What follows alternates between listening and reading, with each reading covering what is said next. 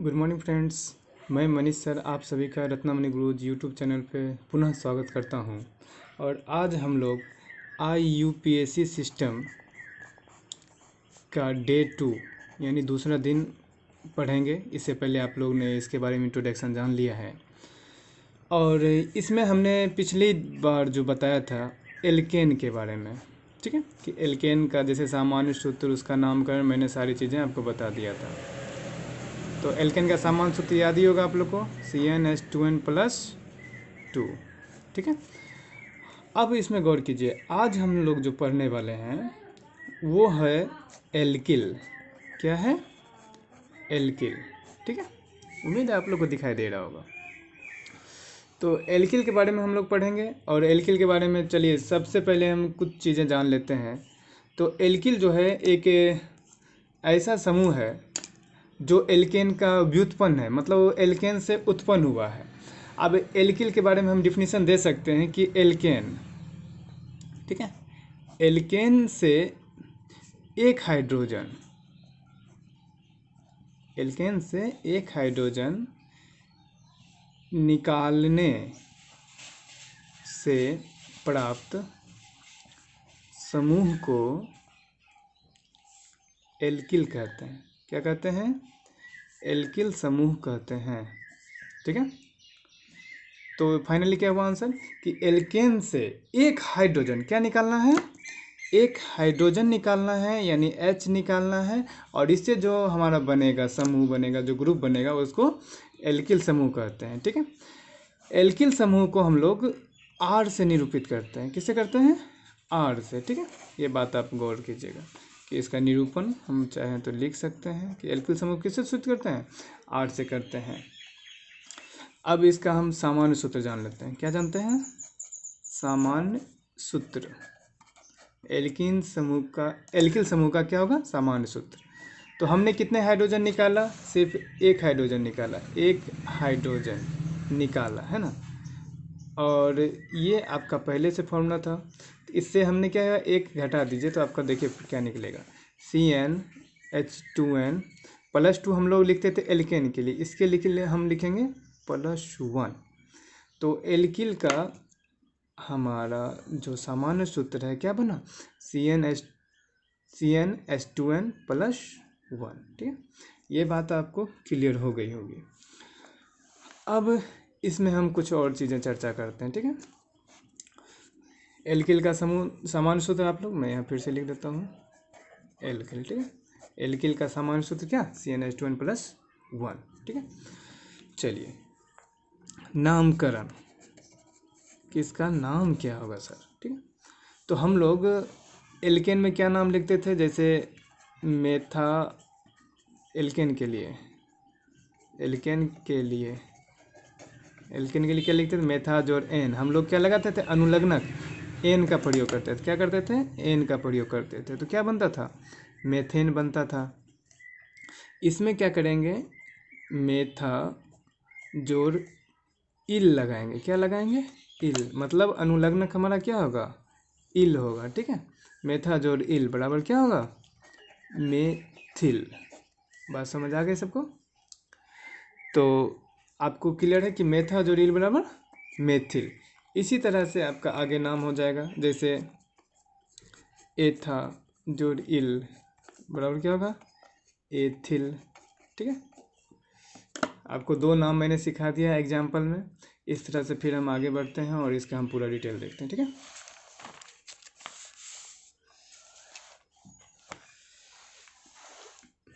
चलिए यहीं पे बनाते हैं। अब इसका जो है संरचना कैसा होगा, है ना। किसका? एल्किल का, ठीक है। एल्किल के संरचना के बारे में हम चर्चा करते हैं। आपको पेज के बारे में चिंता नहीं करना है, हम देख लेंगे। तो सबसे पहला जो आपका है फॉर्मूला जो हम बनाएंगे, n बराबर 1, ठीक है। तो n बराबर 1 तो क्या होगा? इसका सामान्य सूत्र CnH2n+1, ठीक है। तो n की जगह 1 H 2 गुने 1 जोड़ 1 बराबर क्या होगा? एक तो आपका नहीं लिखते हैं इसलिए 2 एकम 2 जोड़ 1 क्या होगा? CH3। ये क्या होगा, CH3 किसका होगा, Na के पहला नंबर का नाम क्या होता था, मेथा। ठीक है, तो इसका नाम क्या होगा, मेथा जोड़ इल बराबर, फाइनली लिख दीजिए मेथिल। ठीक है, ये बात आपको क्लियर हो गई होगी। अब इसका हम संरचना कैसे बनाते हैं, तो जब हम इसको संरचनात्मक रूप में लिखेंगे, IUPAC सिस्टम में लिखेंगे, तो हम इसको लिखेंगे CH3 सिंगल बॉन्ड। ठीक है, ये क्या हुआ, IUPAC सिस्टम में हुआ, IUPAC। ठीक है, चलिए आगे बढ़ते हैं 2 नंबर के लिए। n बराबर मान लीजिए कि हमने 3 लिया। ठीक है, n बराबर क्या लिया, 3, तो क्या होगा, सीधा सीधा हम कम, तो C3H 3 दूनी 6 1 7 C3H7। अब इसको हम किस में लिखेंगे, IUPAC सिस्टम में लिखेंगे, तो कैसा होता है देखिए, CH3 सिंगल बॉन्ड। और मैंने आप लोग को सिखाया था पिछली क्लास में कि पहली बार CH3 लिखेंगे, उसके बाद हर बार CH2 करके लिखेंगे। ठीक है, तो CH3 हो गया, फिर CH2 आपका देख लीजिए कितने C हैं, 3 सिंगल बॉन्ड, फिर से CH2 और लास्ट में सिंगल बॉन्ड।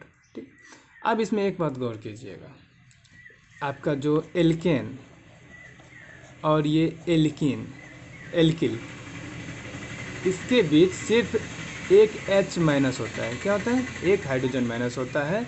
तो हम क्या करते थे कि एल्केन में भी लास्ट में CH3 लिखते थे, और इसमें शुरू और लास्ट में दोनों में CH3 लिखते थे एल्केन में, और इसमें हम क्या करेंगे, सिर्फ CH3 फ्रंट पे शुरू में होगा और कहीं नहीं होगा, लास्टली हम CH2 ही लिखेंगे। और सब में सिंगल बॉन्ड देना है, एल्केन में हम सिर्फ अंदर में सिंगल बॉन्ड देते थे, और इसमें हम क्या करेंगे, लास्ट में भी सिंगल बॉन्ड देंगे। बात समझ आ गई आपको। तो इसका नाम क्या होगा, 3 है, तो 3 का क्या नाम होता है, मेथा एथा प्रोपा। तो प्रोपा प्लस इल बराबर क्या हो जाएगा, प्रोपिल। क्लियर है बात आप लोग को, उम्मीद है समझ आएगा। चलिए 1-2 एग्जाम्पल और देख लेते हैं। चलिए, अब मान लीजिए कि n बराबर हमने 5 लिया। ठीक है, क्या लिया, n बराबर 5, तो क्या निकला, C5H 5 दूनी 10 1 11 C5H11। ठीक है, अब कैलकुलेशन तो आपका क्लियर है, इसमें हम ज़्यादा कुछ नहीं चर्चा करेंगे। चलिए इसका हम संरचना सूत्र देखते हैं पीछे। सबसे पहले किससे शुरू करना है, CH3 सिंगल बॉन्ड CH2, सब में CH2 एक तरफ से, CH2 अब देखो कितने 5 हैं यहाँ पे, 5 C हैं, तो हम कितना देंगे, 1 C 2 C 3 4 1 5, और लास्ट में भी सिंगल बॉन्ड देना। ठीक है, ये देखिए लास्ट में छोटा सा दिखा होगा आपको लास्ट में भी सिंगल बॉन्ड देना है, वो थोड़ा पेज की कमी हो गई थी।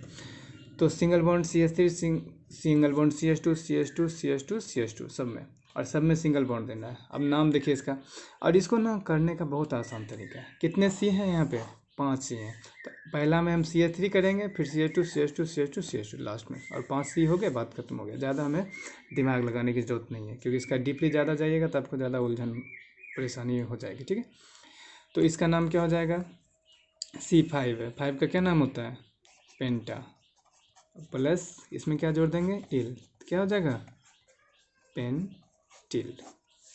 भली बातें आपको समझ आ गई होगी। देखिए इस चीज़ को आप अच्छे से समझ लीजिए, क्योंकि जब अगले क्लास में हम IUPAC सिस्टम पढ़ाएंगे आपको, तो ये हमें एल्किल समूह, जिसको हम किससे सूचित करते हैं, R से सूचित करते हैं, बहुत ही ज़्यादा ज़रूरी है। यह एक मूलक है, क्या है, मूलक, समूह को मूलक भी बोलते हैं। ठीक है, तो इसका ज़रूरत पड़ेगा, और इसके बिना आपका IUPAC सिस्टम आगे नहीं बढ़ सकता है सही ढंग से। ठीक है, चलिए लास्टली हम एक और एग्जांपल दे देते हैं, आप गौर कीजिएगा। ठीक है, इसके बाद हम एक ख़त्म करेंगे।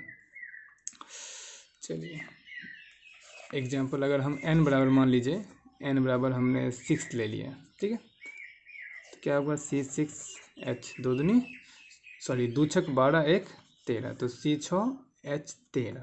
ठीक है, C6H13 हो गया। अब इसमें हम क्या करते हैं, IUPAC सिस्टम में इसको डिनोट करते हैं। ठीक है, तो शुरू करेंगे किससे, CH3 single bond CH2 single bond CH2 single bond CH2 single bond CH2 single bond CH2 single bond, 1 2 3 4 5 6 1 2 3 4 5 6 हो गए टोटल। तो चलिए आपको भली बात क्लियर हो गया कि कितने हैं यहाँ पर, 1 2 3 4 5 6। अभी आईपीसी सिस्टम में काउंटिंग भी होता है कि हाँ किसके बाद कौन सा काउंटिंग होगा। अब इधर से हम गिनती करेंगे कि इधर से करेंगे, देखिए दोनों जगह होता है काउंटिंग, ठीक है। इस तरह से आपको जो है मतलब ध्यान देना है कि कौन सा काउंटिंग किधर से होगा। तो इस पे भी हम लोग आगे क्लास में चर्चा करेंगे, ठीक है। तो इसका नाम पहले देते हैं। C6 है 6, और 6 का काउंटिंग आप लोग जानते हैं क्या होता है, हेक्सा। और इसमें क्या जोड़ना है, इल जोड़ना है, क्या हो जाएगा, हेक्सिल। ये हेक्सिल ही है, ठीक है। आपको भली भांति ये चीज़ें समझ आ गई होगी, और इससे ज़्यादा मैं डिटेल नहीं करूँगा आज, क्योंकि ज़्यादा बोझ हम देना नहीं चाहते हैं। और आपको बस ये चीज़ें होने के बाद लास्टली कुछ है जो HW के रूप में होगा आपका गृह कार्य। होमवर्क आप कर लेंगे घर से, और आज है शायद 4-5-20, ठीक है। तो होमवर्क में ये रहेगा कि सभी एल्किल, ठीक है, सभी एल्किल समूह का IUPAC नाम और संरचना लिखें, ठीक है। कितने तक, n बराबर 12 तक। और मैंने लास्ट टाइम आपको काउंटिंग भी बता दिया था कि क्या होगा, ठीक है। बात समझ आ गई। लास्टली मैं एक छोटा सा डेमो आपको दिखाना चाहूँगा, ठीक है, कि बच्चे कैसे करते हैं। ये देखिए मैं इसी पेज में देता हूँ, टेंशन मत लीजिएगा। देखिए अगर मान लीजिए आपका क्वेश्चन कुछ ऐसा रहता है, CH3 single bond CH2 single bond CH2 single bond CH single bond CH3 single bond CH3 मान लीजिए, ठीक है। अब इस तरह से ब्रांच आ गया कि अब नीचे में है, फिर अभी मान लीजिए नेक्स्ट टाइम आपका ऊपर रहेगा या कहीं भी रहेगा, तो इसका नाम क्या होगा। तो ये भी हम आपको अगले क्लास में हम सिखाएंगे। इस तरह से अगला स्टेप हमारा यही होगा। तो आप लोग किसी भी तरह से हेजिटेट नहीं होना है, और हमारे वीडियो अगर आपको पसंद आया तो लाइक और सब्सक्राइब ज़रूर करें, और ज़्यादा से ज़्यादा इसे शेयर करें। उम्मीद है आप लोग को समझ आ गई। फिर भी मैं एक बार रिव्यू देता हूँ सभी पेज का, आप देख लीजिएगा गौर से। ज़रूरत होगा तो आप लोग के आप क्या कर सकते हैं, स्क्रीनशॉट ले सकते हैं। और ये आपका भविष्य का एक क्वेश्चन दिया मैंने कि ये आगे हम बताएंगे, ठीक है। और पीछे पलट देते हैं, एक बार देख लीजिए। चलिए ठीक है, एक और साइड पेज हम तो लास्टली आप हमें बता सकते हैं कि एल्किल किसे कहते हैं। तो आपका जवाब यही आना चाहिए कि सर एल्केन से एक हाइड्रोजन को निकाल देने पे जो समूह प्राप्त होता है उसे क्या कहते हैं, एल्किल समूह कहते हैं, ठीक है। चलिए थैंक यू।